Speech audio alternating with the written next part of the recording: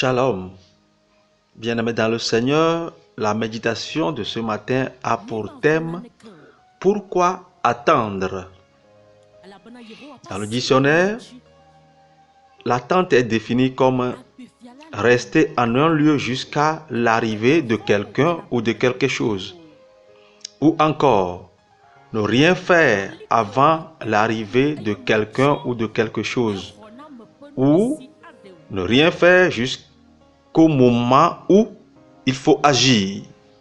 Si Ève était patiente, attendant Adam avant de toucher ce fruit, peut-être que nous ne serons pas dans ce monde de péché. Si Sarah était patiente jusqu'à l'accomplissement de la promesse, peut-être l'histoire serait meilleure. Si Saül a attendu l'arrivée de Samuel, certainement il n'aurait pas perdu la faveur de Dieu. Lisons Psaume 105, le verset 17 à 19. Il envoya devant eux un homme, Joseph, fut vendu comme esclave. On serra ses pieds dans les liens, on le mit au fer, jusqu'au temps où arriva ce qu'il avait annoncé et où la parole de l'Éternel l'éprouva. Nous connaissons tous l'histoire de Joseph. Après sa célèbre vision, il a fallu qu'il soit vendu et emprisonné en Égypte, dans des conditions difficiles. Et cette étape est incontournable dans la marche avec Dieu. L'endurance. Après une promesse, on se retrouve à être éprouvé dans une prison.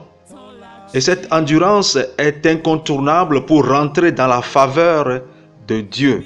Beaucoup de chrétiens arrivent à attendre aussi longtemps que possible, mais très souvent, au dernier moment, un mois restant, 2 jours restants, une semaine restante, on perd patience, comme Sarah, et on commence par penser charnelle.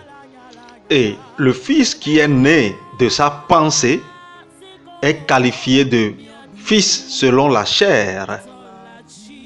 David, après avoir reçu l'onction de royauté, s'est retrouvé oppressé, aussi oppressé que Joseph, voire pire, car il a failli laisser sa vie.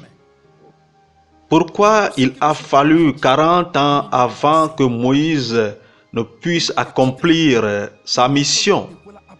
Parce que avant 40 ans, il était arrogant.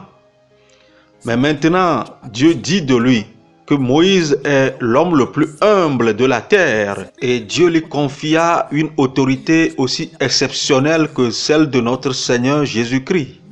Au clair, Dieu ne confie pas son autorité à un orgueilleux. Sa parole dit qu'il abaisse ceux qui sont orgueilleux et élève ceux qui sont humbles. Si l'Église du Seigneur est aujourd'hui dépouillée d'autorité, c'est justement parce que nous ne cultivons pas suffisamment l'humilité. On ne peut donc pas contourner l'attente ni l'endurance face aux promesses de Dieu. Plusieurs parmi nous ont fait ces erreurs et se sont retrouvés dans de grandes difficultés, voire l'irréalisation de leurs promesses. Je veux te dire ce matin, n'abandonne jamais quelle que soit l'attente, car Dieu t'éprouve. Il veut que tu comprennes combien de fois tu dépends de lui. Il veut voir ta constance. Abraham a été éprouvé et il a enduré jusqu'à la fin. Il est devenu l'ami de Dieu et le père de tous les croyants. Quand il y a coupure d'électricité, on se rend compte de combien de fois on dépend d'elle. Quand nos téléphones déconnent, on se rend compte de leur importance. C'est exactement ce que le Seigneur veut qu'on fasse de lui. Persévère, bientôt ce sera ton jour d'élévation. Au nom de Jésus-Christ.